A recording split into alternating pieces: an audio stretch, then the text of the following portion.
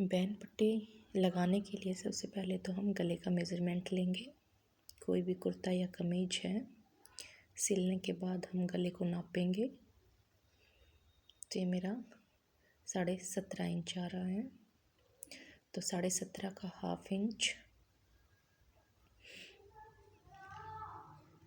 Sorry 17.5 का हम half कर लेते हैं, तो ये 8.25 आता है। तो हम एक पेस्टिंग का टुकड़ा लेंगे, उस पर फोल्ड करके 9 के लगभग हम लेंगे। फोल्ड करने के बाद उसके बाद हमें जितना भी अपनी बैन पट्टी की चौड़ाई रखनी है उतनी रख के एक लाइन लगा लेंगे।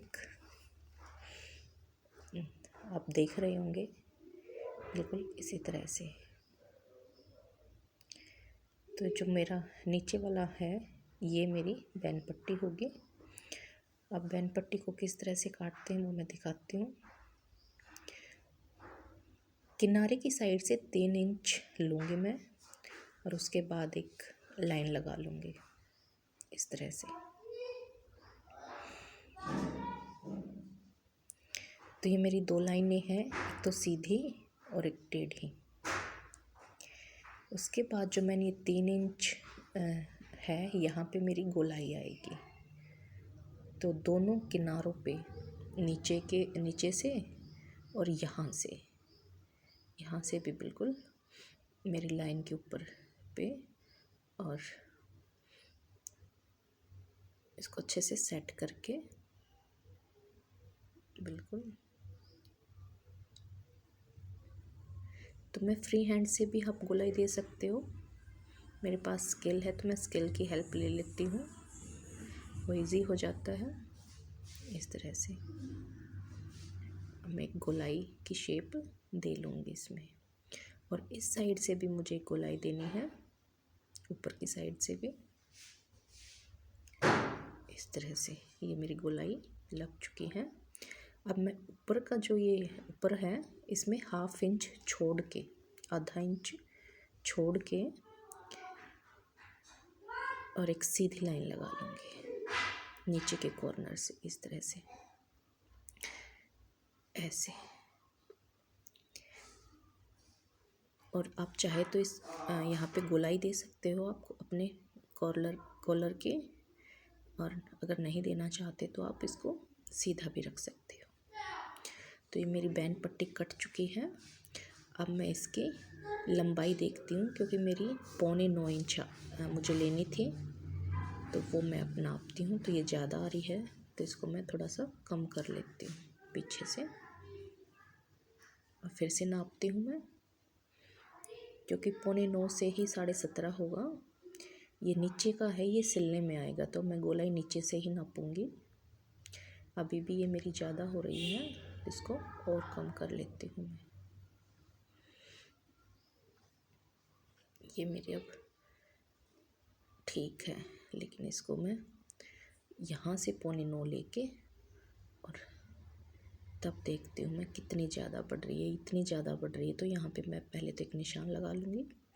अब मैं यहीं से इसको कम कर लेती हूँ। ये अब मेरी जो है वो बिल्कुल सही लंबाई आ चुकी है मेरी कॉलर की, और अब मैं इसको कट कर लूँगी, क्योंकि निशान मेरे लग चुके हैं। इस तरह से ही बैन पट्टी कटती है। पीछे से तो ये दिख रहा है, ये सीधा रहता है। 3 इंच का जो मैंने लंबाई ली थी उस 3 इंच पे ही हम गोलाई देते हैं। 3 कर लेते हैं या 3.5 भी कर लेते हैं इस तरह से। अब मैं इसको भी कट कर लूँगी।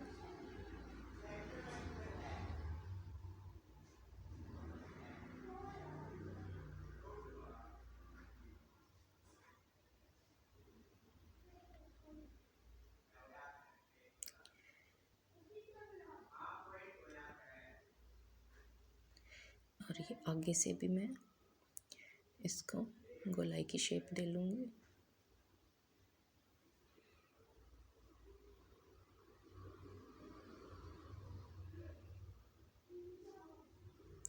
तो ये बैन पट्टी जो है ये मेरी लग चुकी है, और सॉरी कट चुकी है। अब मैं इसको कैसे लगाते हैं वो दिखाती हूँ। ये इस तरह से। तो ये मैंने इसको एक कपड़े पे है वो चिपका लिया है प्रेस से। ये पेस्टिंग होती है, ये चिपक जाती है आसानी से। अगर आपकी पेस्टिंग नहीं है तो आप सिलाई लगा लो।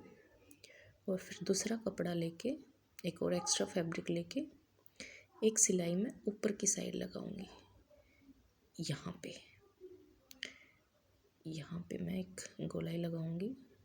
यहाँ से शुरू करूंगी मैं बिल्कुल इसके कॉर्नर्स पे, और पक्का करती हुई मैं बिल्कुल पेस्टिंग के किनारे किनारे पे सिलाई लगाऊंगी। ना तो पेस्टिंग दबने पाए और ना पेस्टिंग से दूर सिलाई जाए, बिल्कुल किनारे पे। और ये सिलाई जो है पूरी लगाने के बाद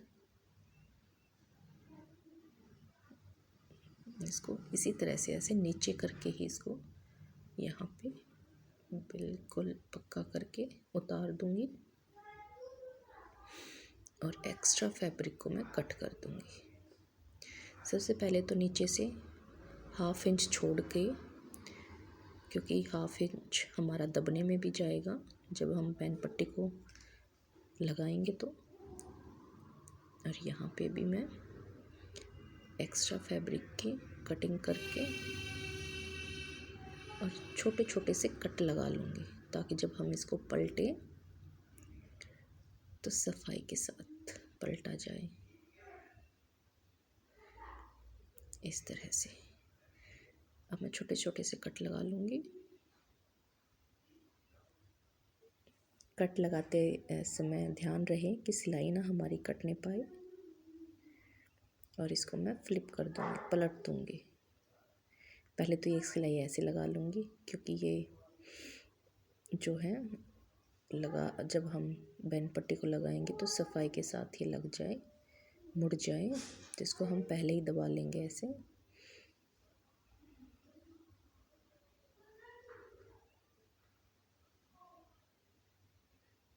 बाद में दिक्कत रहती है फिर इसको मोड़ने में। तो हमारी ये 2 फैब्रिक थे, तो मैंने केवल एक को ही बुकरम के ऊपर पलटा है इस तरह से। अब मैं इसको सीधा कर लूँगी इस तरह से। देखो बिल्कुल गोलाई की अच्छी शेप आई है।